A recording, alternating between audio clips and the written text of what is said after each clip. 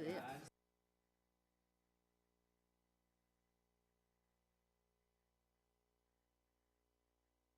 Thanks, I hope.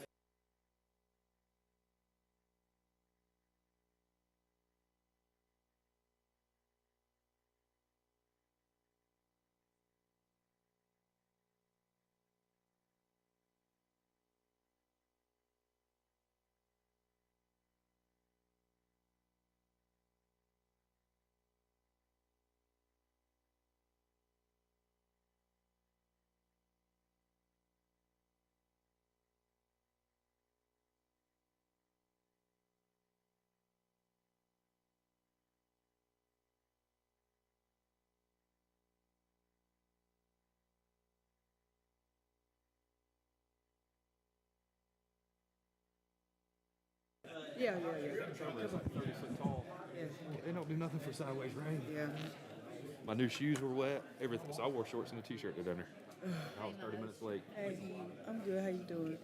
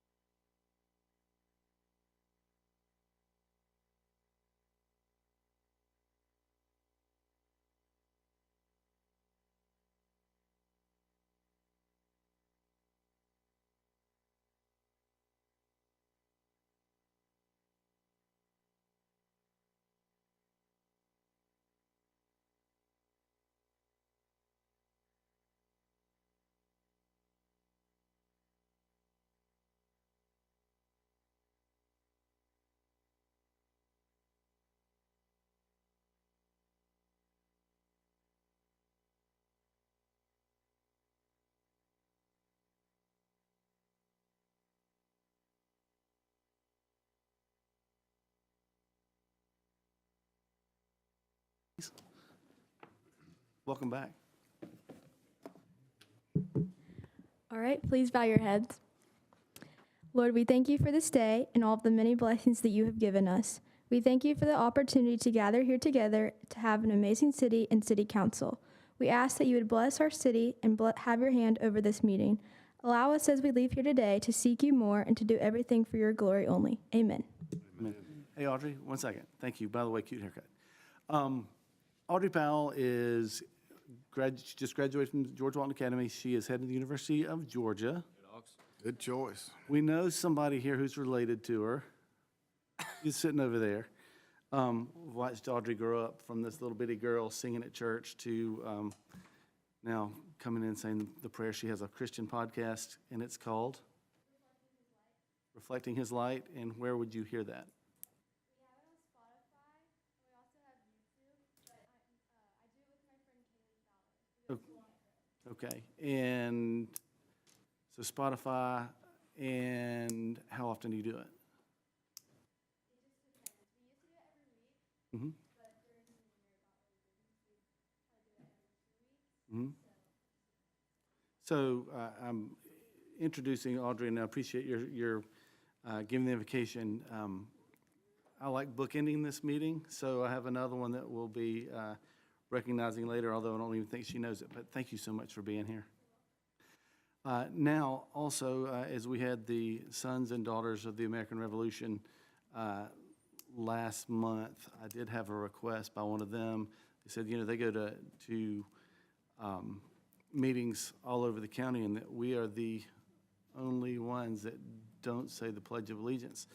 And it's not part of our charter is the way the meeting should be run, and we, may address that or rectify it. But if you don't mind, I'd like to stand and say the pledge, and then we will move forward with the meeting.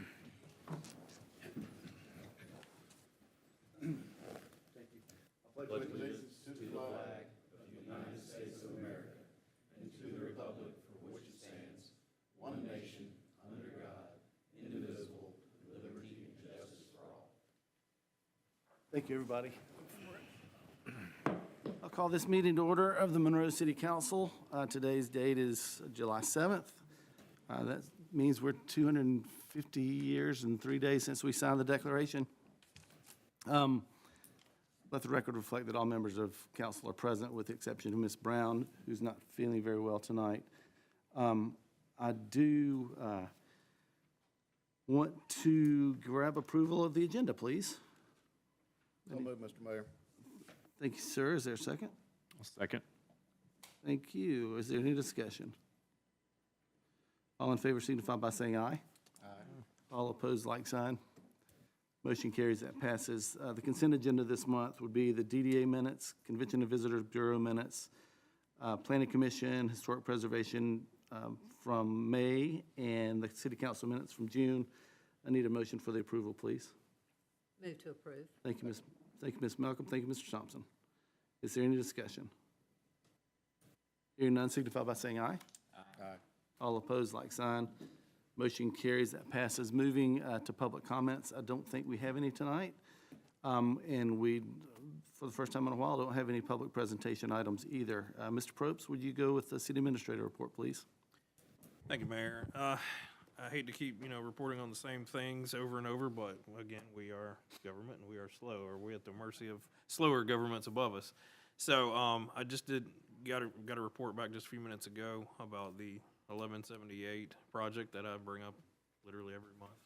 And it was approved by the district and is awaiting final approval through GDOT Atlanta. They believe that'll happen within about 3 weeks. So hopefully we can really start moving the ball forward there. Other than that, we are just finishing out a slate of projects throughout the summer. We just asked that you pardon our progress. The city is going to look very different in many different corners later this year and even later this summer. So we just appreciate the public's attention and patience. With that, I'll just reserve for some hopefully better updates in the near future. A lot of better updates coming pretty quickly. Does anybody have any questions for Logan? Mr. Bailey, Assistant City Administrator report, please. So you're saying we don't like orange barrels everywhere and stuff dug up? Um, No, quick update on a couple of things, and I've got something fun at the end of it that I wanted to tell y'all about. And I hope he is watching remotely so he can hear it, but you'll understand when I get there. Our Georgia Outdoor Stewardship grant, the River Park, there is work happening already. Surveyors are on site. And then the utility coordination has started. Rodney, that was the email that came through today. I found out just a few minutes ago that is park-related, so it's not the Highway 138 bridge.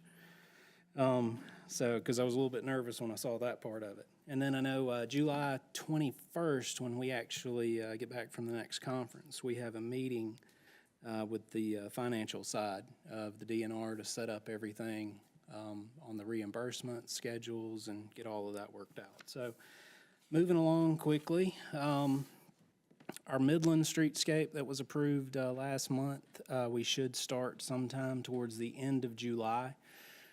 We're trying to start that project to then time the milling portion of it when we get to the very end of it to start with our LMIG projects and our LRA projects and the funding for the milling on those projects as well. So we can essentially pay one mobilization cost for the same company that's doing that and save us a little money all around. TAP grant, they are back working. Windstream and the state and everybody finally got utilities off the poles. So we were able to remove those, and Shiv, as promised, jumped right back on everything. I talked with him, and speaking of getting projects done as quickly as we can, if weather pans out for us, they projected that they could potentially be done with Broad Street on the other side in 4 to 6 weeks, which that would be amazing to get done, get out of there.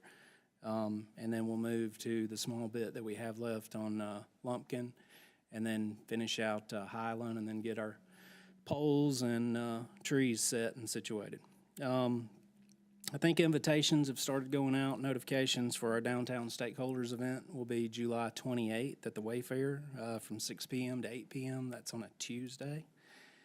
And now the fun part.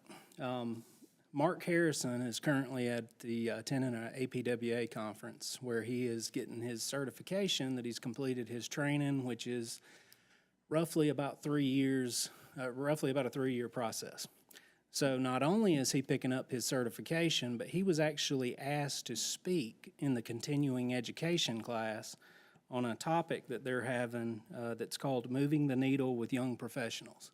So he was fortunate enough, while he's impressed us for years, he is a good young kid, I call him. Will do anything you ask, works his butt off.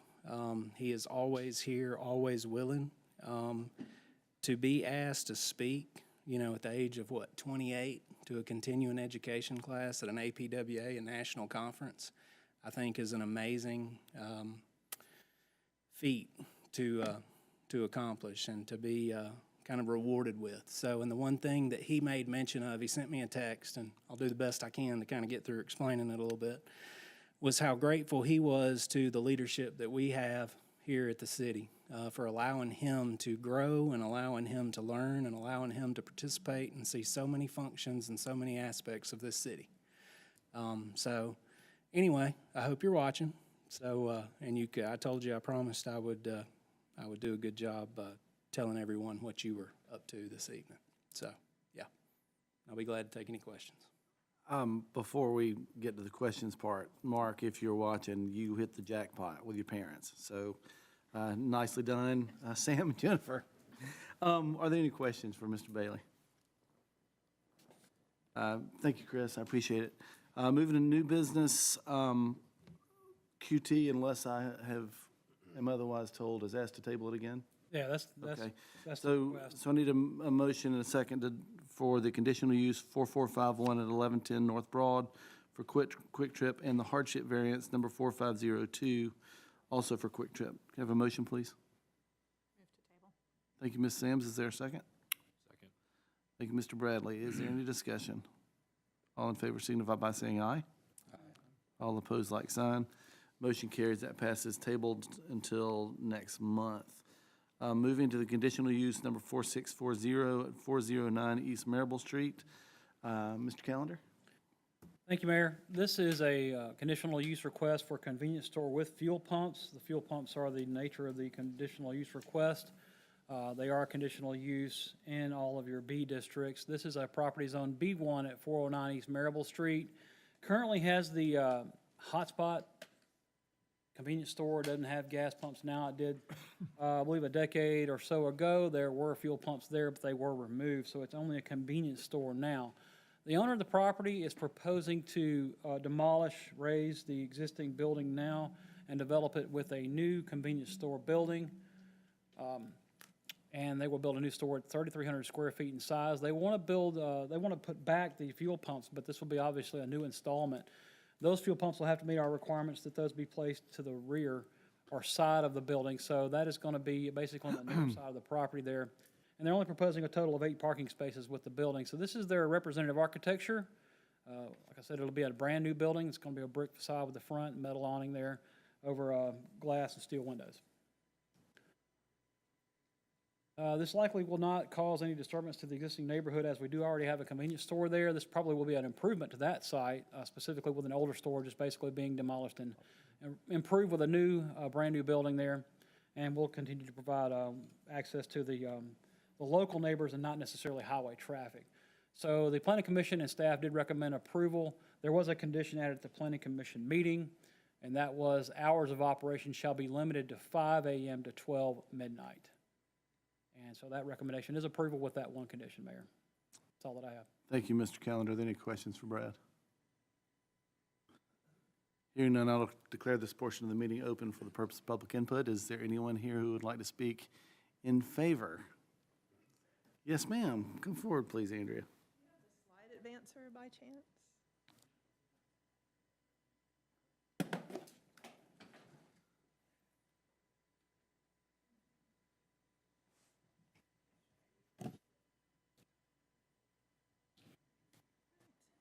Well, good evening, Mayor and Council members. It's a pleasure to be before you tonight. I'm Andrea Gray, and this evening I have the pleasure of representing Nikhil Argawal in his request for a conditional use permit for a convenience store with fuel pumps. As Mr. Callender showed you, the property is located on East Marable Street. It's about 1.12 acres and already zone B1, which is appropriate for the use that is there now as a convenience store and the use that we are proposing. Here, I know we all know and drive by the site, but just to refresh us, this spot has been here since 1957. So it has served our community well, provided a place for people to come and buy food and drinks. And at one time, it did have gas pumps for a good while, but those were filled in around 2016, 2019. Hence the need for us to come back here to ask for conditional use. But on this picture, you can also see, as you know, that the use of the property, the store, is really pushed up against the corner of the property. It's a very odd shape. It's a triangle, but it's a large property that only really a small portion of it is being used now. So the plans that we have are to demolish this building and really utilize the space a lot better than it's being used now. So the upgrade will be substantial here with the new store, bring it up to modern day standards, City of Monroe standards. I'm excited about this project for this area here. 3,300 square feet, so it'll be a good bit bigger than the current building. We did agree to limit the hours and also agreed that there wouldn't be any gambling machines inside of this store, but there would be lottery sales. Here's the site plan, and again, you can see massive changes to what's currently there. We've pushed the building back away from that corner spot so that we could meet all the setback requirements. We also pushed the parking behind the building, and then based on ordinance requirements, the fuel pumps are to the side of the building if you're considering, which we do, East Marable Street as the frontage. A little confusing here with 3 different road frontages, but our front is East Marable. So we will have the gas pumps to the side, and then we've got a nice through route. We've got entrances on both roads, which will make it great for access. So we shouldn't be seeing any cars kind of piling up onto the roads like they are now. It'll really fit well within the current ordinances. So With that, I'm happy to answer any questions that you may have, but again, our request is for a conditional use permit to allow for the convenience store with fuel pumps. Thank you. When we revisit this in just a minute, you might get some questions, but none right now. Thank Thank you. Do you have anyone here, anyone else who'd like to speak in favor of this rezone? Rezone? Conditional use, I'm sorry. Is there anyone here who'd like to speak against the conditional use? Hearing none, we'll declare that portion of the meeting closed, and we'll revisit in just a few moments. Moving to 275 Cherry Hill Road, Mr. Calendar. Thank you, Mayor. This is a rezone request from your current M1 Light Industrial Manufacturing District to R1. And what is proposed on this property is only the use of a single-family residence. So that's all that's proposed with this particular rezone. Property's been zoned M1 since it was, I believe it was incorporated into the city in 1955 was when that expansion occurred. Property is currently in a conservation use, and the conservation use easement itself limits the uses on the property. In this case, it limits the ability for the owner to only build a single-family residence on the property. This is part of the Battleground at Jacks Creek conservation easement. If anyone's familiar with that, it covers, I believe, a total of 7 properties in and along Cherry Hill Road. This is just one of those 7 properties, and so the owner in this case purchased all 7 of those properties and is subject to that conservation easement, and they're simply proposing to build their personal single-family home on this one tract. There is no other, basically, proposal before this council to do anything other than that. So we, staff and planning commission, did recommend approval of the request to downzone the property from M1 to R1 with the one stipulation that the existing sign dumpster display mechanism out there on 78 be removed. And that wording says basically at the time of completion of the certificate of occupancy for the proposed single-family dwelling, that the roll-off dumpster be displayed, shall be removed from the property. So at the time that they finish their residence, that display shall be removed. Okay. That's all that I have, Mr. Mayor. Thank you, sir. Are there any questions for Mr. Calendar? Well, how much acreage is with the home site? This is 52 acres. And that's all 7 pieces that you said? The other 6 pieces are not involved in this request. They are separate parcels, fee simple altogether. They're not part of this request. They're all separately zoned something else. Okay. Are there any other questions? Okay, I'll declare this portion of the meeting open for the purpose of public input. Is there anyone here who would like to speak in favor of this rezone? You look like a Thompson. How's it going? My name is Dylan Thompson. This is my wife, Madison Thompson. Thank you. We're here for the rezone of property that we bought here on Cherry Hill. Mhm. We're looking to build a house on it and start our family there. And we enjoy Monroe, like Monroe, and want to raise our family here and build one house. I certainly, I certainly appreciate it, man. Thank you. So you're in favor? Yes, sir. Thank y'all for being here. Is there anyone here who would like to speak against this rezone? Are there any questions? Dr. Felton? I'm sorry. You need to come forward, please, if you don't mind.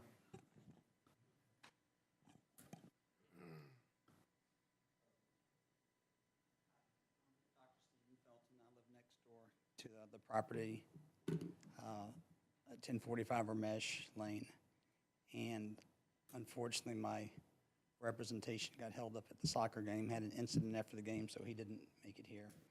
But my question is, if the conservation easement allows for a structure, which I think it does, why does it need to be rezoned to R1?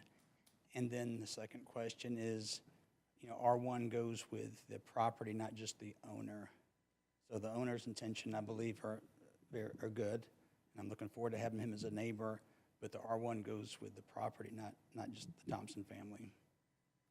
My concern is, you know, after they sell or if they move with R1 zoning, what is that going to allow as far as future development on that property? Thank you. Brad, can you? Yeah, I can answer the question. Is a good question. So the property is zoned M1 now. We do not allow single-family residences to be built in an industrial zoning. So it's necessary for him to ask for the rezone to allow for the construction of a single-family dwelling. Otherwise, he can do nothing with it. Obviously, the conservation easement would not permit him to develop it industrially. So in order for him to build the one thing he can build, a single-family dwelling, he has to get it downzoned to this R1 dwelling, which is a zoning issue with us. And if it is R1 and he sells the property with that R1 rezone, what does that allow for future development as long after the Thompson family is not there? I think this rezone is asking for one dwelling. I don't see this granting him any other by right situation. Be fair to assume, I think I understand your question maybe a little differently. Like, if they were to sell, with that R1 designation also stays with the property, but because of the conservation easement, it can only ever have that one house on it, no matter what the zoning is. The governing conservation easement prohibits anything else. Gotcha. Okay. And now, given the city council doesn't control the conservation easement, so if you feel the need to see that be the only thing that's built on the property, you probably could condition that be the only thing built on the property. That's not a terrible idea. Okay. Can it ever come out of conservation? Yeah, so if the conservation easement is ever removed, and let's say that is a possibility in the future, let's say that something you don't control happens, and it's 30 years down the road, a different council's sitting here, and a lot of things can happen in 30 years, right? And we're dealing with things that happened 30 years ago in this city that are zoned something. So a condition that says that he's asking for a single-family dwelling, a condition that says he can build the single-family dwelling and that's all, may not be a harmful thing to add to this request if it is approved by council. That way it assures you're only seeing that the only thing by right is one single-family dwelling instead of whatever this zoning would be in the future, this R1. Who does control the conservation easement? The holder of the easement does. So whatever land trust holds it. Generally speaking, I can't speak to this easement, although I'm pretty familiar with this particular easement. I'm not going to give you all legal advice on whether or not this easement can or cannot be broken. But the general rule is these conservation easements, similar to the one that's on this tract, cannot be broken by anyone other than a governmental entity enforcing eminent domain condemnation type elements, which is what you saw happen actually where your new jail is currently located. So this is what I'll tell you is conservation easements, the conservation easement issue is not before you. What's before you is whether to rezone it from M1, which is an extremely intense use, down to R1, which is a much lesser use. But the irony you have here is the conservation easement is in place, and so this property owner can do nothing with the property under its current zoning. The rezone here does provide an economically viable use at that point relative to the terms of the conservation easement. That's what you have before you. M1 to R1, which is a down zone. Right now, this property owner has no use whatsoever under the terms of the conservation easement, but a down zone to R1 would permit them to build a home compliant with both your zoning requirements and the conservation easement. Okay. So is it the city policy or the city that says the M1 can't allow a new home? Or can't allow a home? Right. The M1 zoning does not allow single-family home. So it would make sense, or it would seem that if the city could change without getting no conservation easement with the. I think probably what you're about to hear is going with the rezone to the R1 with the conditional use that no additional homes can be built on that property. Let me read this because this is what was put. Yes, sir, please.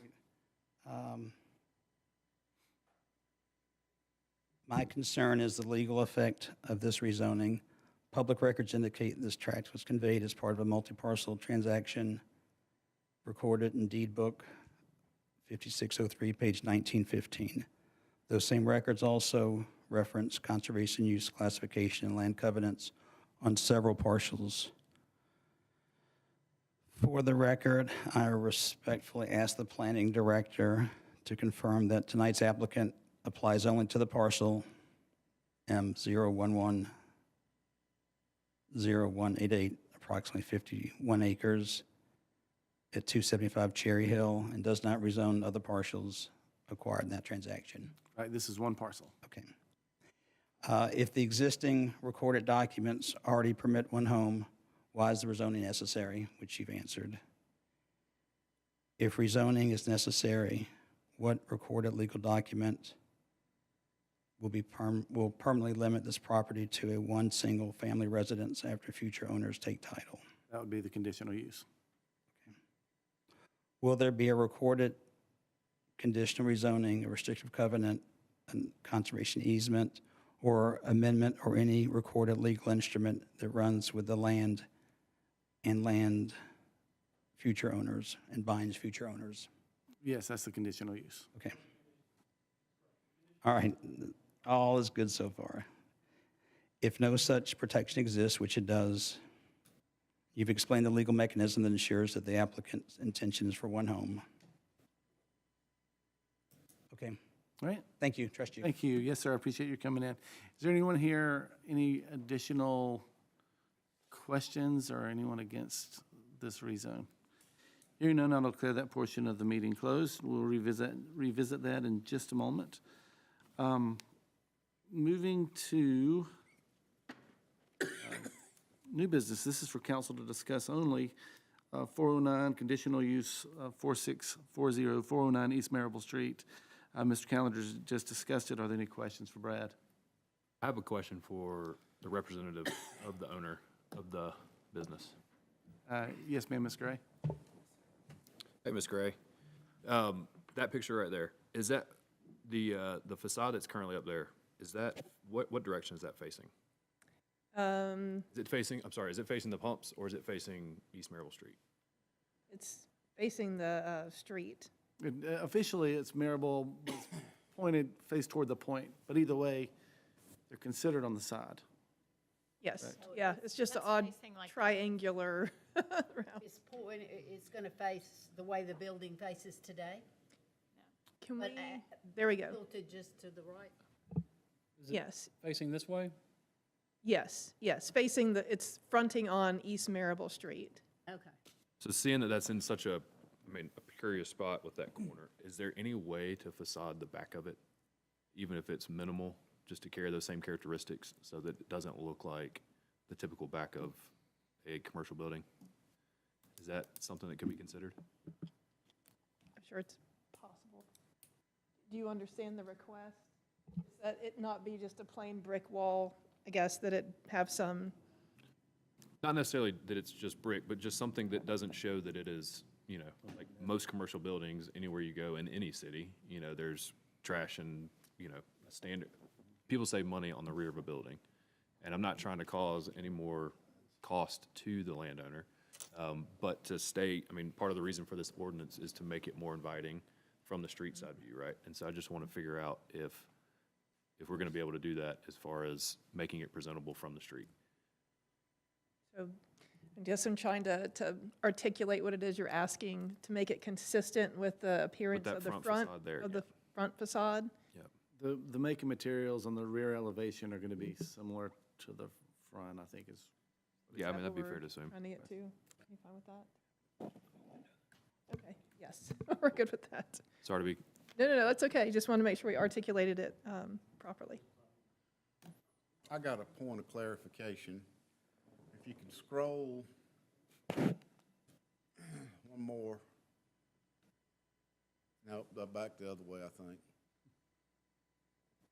One more. I'm gonna tell me which way you wanna go. I'm going to the plan, or you wanna go to the, I want to see, there's a road cut through between, is that a road or is that part of the parking lot? Between the store and the fuel pumps? It's really, it's a road, a driveway. I wouldn't call it a road. It's just a driveway access. So it's not part of a road? No, it's not a public just a drive- road. it's just Yes, a sir. Okay. Yes, sir. That clears that up. Yes, sir. and I guess since that's up, I would assume that the facade you showed with the front door entrance would be the northernmost part of that map facing the fuel pumps. Am I incorrect? No. It's the short side right there. That is it? That's the front door right there. Based on ordinance requirements, we're butting it up against the road there. Gotcha, okay. Huh. So how do people go inside the gas station? Is that a sidewalk up front?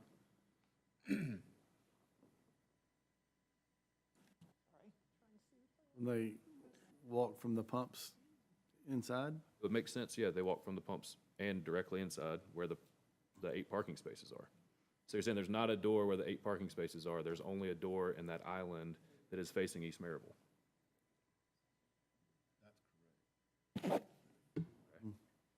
just From either side. walk around the side of the building, and that building's not on the road. The road frontage is on out. Yeah, an entrance at the parking as well.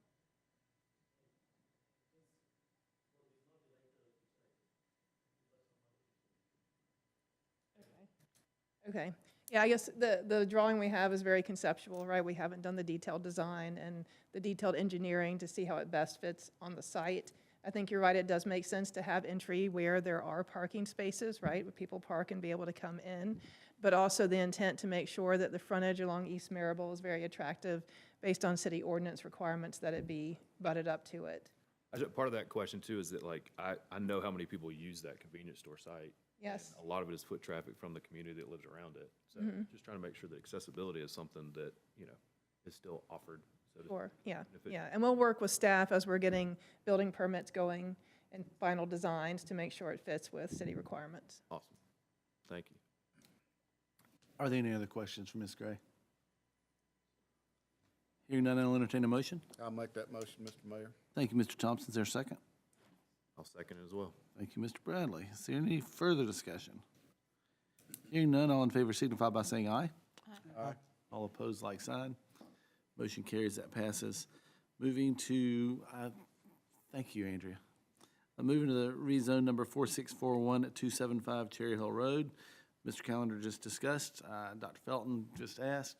I think all the questions were answered. Are there any additional questions? I'll entertain a motion.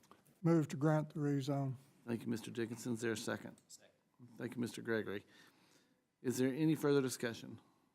Does that rezone include the conditional use that was talked about? Thank you for saying that. Would you like to amend your motion With the condition. with the condition? Thank you. I have a motion, a second, to approve the rezone with the condition, Two conditions. two conditions. Yeah, you had a condition that was proposed by planning commission, and then one I think you're adding tonight about limiting it to one single. Limiting it to one, okay, removing the dumpster. The room in the one dumpsters condition. and limiting it to one single-family dwelling. Limit it to one single-family dwelling, second condition.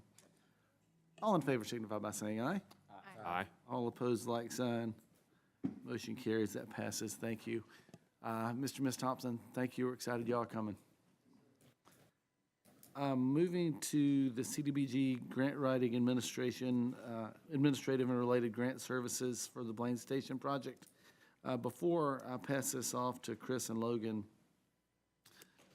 we have four options tonight that are going to come in front of us. It's going to be to bring on one grant writer for the project, to bring on two grant writers for the project would be the second option. The third would be to allow more info to discuss with all involved, which would basically be tabling it, which would also give Ms. Brown the same honor that we bestowed last month upon Ms. Malcolm. Or number four, don't do it at all.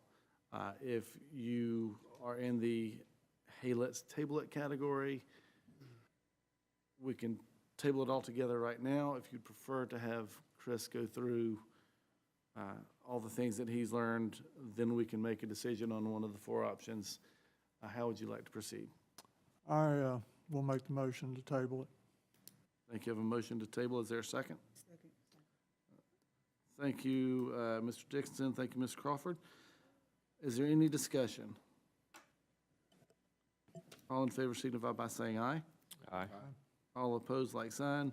Motion carries, that passes. We will revisit that next month. And let's just say 2 months in a row is plenty. And if somebody's not here next month, sorry. We're doing it. And I appreciate your patience with all that. Moving to the financing agreement with Georgia Municipal Association and the resolution, Ms. Thompson. Thank you, Mayor. What you have before you is an agreement that we're going to, asking to enter in with Georgia Municipal Association, which is also known as GMA, to secure financing through GMA to purchase a new fire engine. Chief Dykes will go over that purchase with y'all next. The purchase amount plus equipment is estimated to be $1,152,285.68. This financing agreement will be structured as a 7-year term at 4.36% interest. Annual debt payments, service payments will be $164,612.24, and this will be funded through the public safety portion of the 2025 SPLOST funds. Thank you, Ms. Thompson. Are there any questions for Beth? How many months payments? How many months? How many months payments? Oh, okay. I'm talking about a car payment. I'm thinking about a month. One annual, okay. 76 months. Got you. If I could stretch mine out like that. Yeah, no kidding. That's what I was thinking. That's a dang good loan. That's a heck of an interest rate there. I'll entertain a motion, please. Move to approve. Thank you, Ms. Malcolm. Thank you, Mr. Thompson. Is there any further discussion? All in favor signify by saying aye. Aye. All opposed, like sign. Motion carries, that passes. Chief Dykes, said fire engine. Thank you, Mr. Mayor. And now that we have secured financing, you should probably understand what we are financing. So thank you. Asking tonight to do as we did about 5 years ago and request pre-approval to purchase from next year's CIP because of lead times and so forth. But what we have been able to do is secure, with your approval tonight, we will be able to secure a dealer demo build that is already scheduled. It's in the queue for production that would arrive next July for a cost of $903,644. If we were to go with our own specification and order tonight with approval, we're looking at 2 to 3 years and over $100,000 more. So this is our best option to save a significant amount of money and have a fire engine realistically this time next year versus 2 to 3 years from now. So, and this will be payment upon delivery. So again, this is a pre-authorization to go ahead and enter into an agreement with Fireline. And also, just will add that we will be utilizing the Sourcewell contract on that. So it has already had the cooperative purchasing that meets our city purchasing policy. Thank you, Chief. Are there any questions for Chief Dykes? I'll entertain a motion. Move to approve. Thank you, Mr. Bradley. Is there a second? Thank you, Ms. Sams. Any further discussion? Hearing none, all in favor signify by saying aye. Aye. All opposed, like sign. Motion carries, that passes. Now, one of the more exciting discussions that we have had in a very long time, National Guard Exchange Agreement, Mr. Probst or Mr. Bailey? Yeah, I'll go ahead and take it from the start. So for many years now, we've been working with the Georgia Army Reserve National Guard on possibly relocating them from the current armory to somewhere else. And one place that was identified in a study was the existing Coker Park. And it's not been an active, useful park for quite a while now, and it would take significant capital investment from the city to do that. So it was eyed by the National Guard, and we're working a agreement for purchase and sale of that property, basically an exchange agreement, so to speak, as well with the Georgia State Properties Commission for that property and for the existing armory location on Washington and High School Avenue. So we would not take possession of their current property until after the new facility is built. But this was approved, and this is the first time it's ever happened. This was approved through this session of the state legislature. $28 million was directly appropriated for this facility. So that's kind of setting the new model for the state. Hopefully others can follow in our footsteps here. But this is a huge, huge project. The only one that's ever been done that's not initiated at Congress at the federal level. So this is a huge win for Monroe. It keeps the National Guard here. When I know that they have been contemplating moving to other cities in the state, and they'll be able to expand too. So this will be helpful for this property. It'll pay homage to a lot of various great Monrovians that were in the military, and there'll be plenty more conversation on this project in the coming years as they build it out. But before you tonight is the conveyance of the property to the state, the Georgia State Properties Commission, and then how we're going to do that exchange agreement. I'll let Paul opine with any additional technicalities on this agreement, if he has any in mind. Sure. So the agreement is a simple exchange agreement. It's couched as a purchase and sale. We transfer the Coker Park dirt to them, which is about 27 acres. And then when they have finished building out the new National Guard facility, then they transfer to us the old National Guard Armory, which is right in downtown, just off of Washington and Church and High School Avenue. I'll be happy to answer any questions. There is no consideration. It's just a straight swap. And I think there's a waiver of connection fees for the new facility. And there are, of course, a few contingencies in there, meaning they have to continue to get their state funding, and the State Properties Commission has to approve the exchange. But on their side, no one sees that as being a problem, particularly given the fact that as of 6 days ago or 7 days ago, the $28 million was sitting in the budget for this year for appropriation. So I'll be happy to answer any questions you have. We've reviewed the agreement that was drafted by the DOD, and it's good by us with a couple of minor changes. Surveyors are out there now surveying it because this has not been surveyed in over 75 years, and we do anticipate a few little hiccups on some title and corners and things like that, but we'll work through those. But I'll be happy to answer any questions you may have. Are there any questions for Paul? Any questions for Logan? I was there. I was at the Capitol last week when Governor Kemp signed his approval of it. So I think we're all in pretty good shape. Us on Washington are excited about it. As well, Pretty chaotic down there on Guard Weekend. right, and the folks at On Stage and the folks at the park. I mean, it's just great for Monroe. Plus, the proximity to Felker, we're not taking away a park. We're just making better use of the property. I'll entertain a motion, please. Move to approve the agreement. Thank you, Mr. Dickinson. Is there a second? Second. Thank you, Mr. Bradley. Is there any further discussion? All in favor signify by saying aye. Aye. All opposed, like sign. Motion carries. That passes. Moving to Monroe Country Day School lease agreement, Mr. Probst. Mr. Mayor, before we get into that, I'm going to recuse myself and step outside the chambers during the discussion on that matter. Thank you, Mr. Dickinson.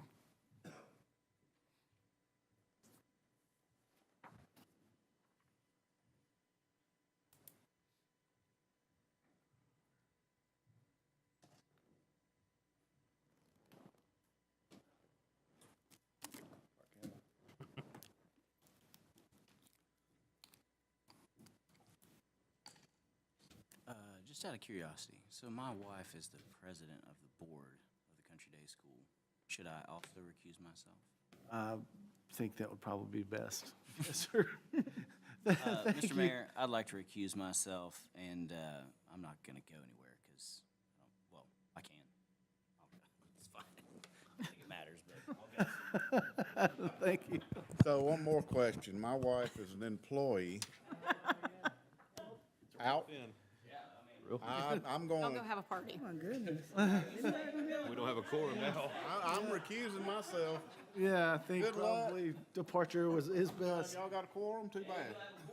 We don't have a quorum. So, I'm gonna assign one of y'all to go run out and get people after this discussion and vote.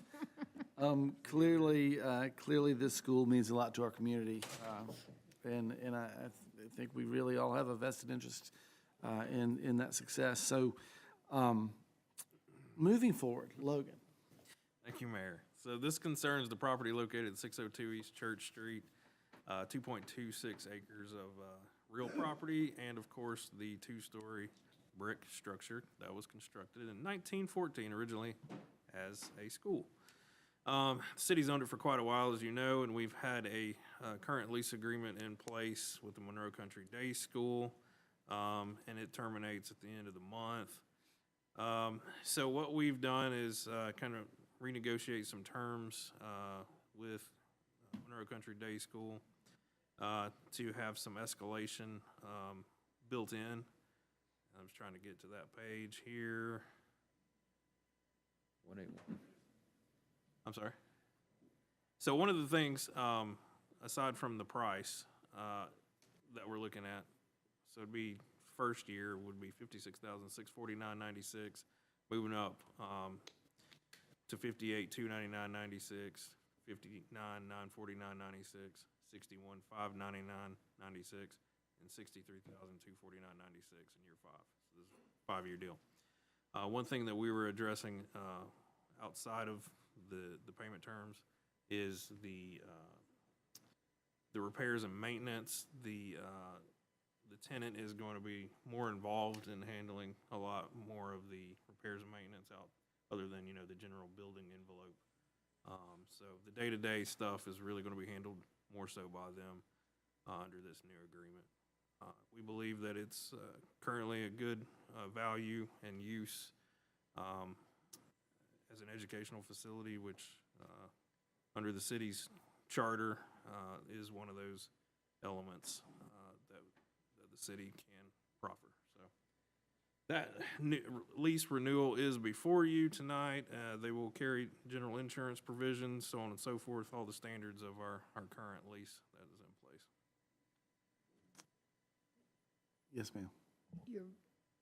Your comment about the day-to-day, and that I did not read the entire, is it spelled out completely? That's vague. Yes, Yes, I was trying to give you a general synopsis rather than Okay, that's fine. the full-on Okay. article. Yeah, it's spelled out in detail that the landlord has obligation for the structural walls and the roof. Basically, the floor system, the wall system, the roof system, no roof leaks. All other systems are the obligation of the tenant. Okay, perfect. Any discussion? Any questions? Any comments? Any motions? Mayor, I'll move to approve. Thank you, Mr. Bradley. Thank you, Ms. Sams. Motion and a second. All in favor signify by saying aye. Aye. All opposed, like sign. Motion carries. That passes. Hey, Tom Bradley, would you yell at David? Tell him to come back in. You show up at our meetings, we'll put you to work. Ms. Rita, thank you for being here. Probably should have called you up front if you wanted to say anything, but sorry. So Renee still has a job. All right. At least till the end of the month. You don't want to bag groceries. And Tyler, Lauren has been on that board for a while, correct? That's right, for a while. Like pre-children. Huh? Like pre-children. I don't know. Yeah, I think Miller was already born. We got invested in the education game once we got kids, I guess. No, that's not true because I worked at the school before. We just love education. We're big proponents. We believe children should be educated. I read good. Yeah.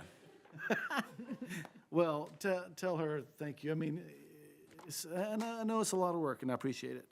Moving to district reports. Ms. Malcolm.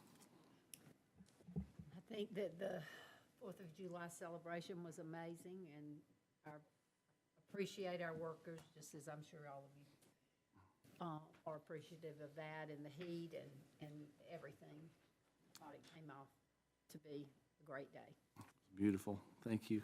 Ms. Crawford. No, I don't have anything. Mr. Bradley. I would echo Lee's sentiment, and also Mr. Bailey. I went to the FBO this past weekend for the first time since it's been completed, and I know this is irrelevant from district report, but it looks amazing. It's really well done.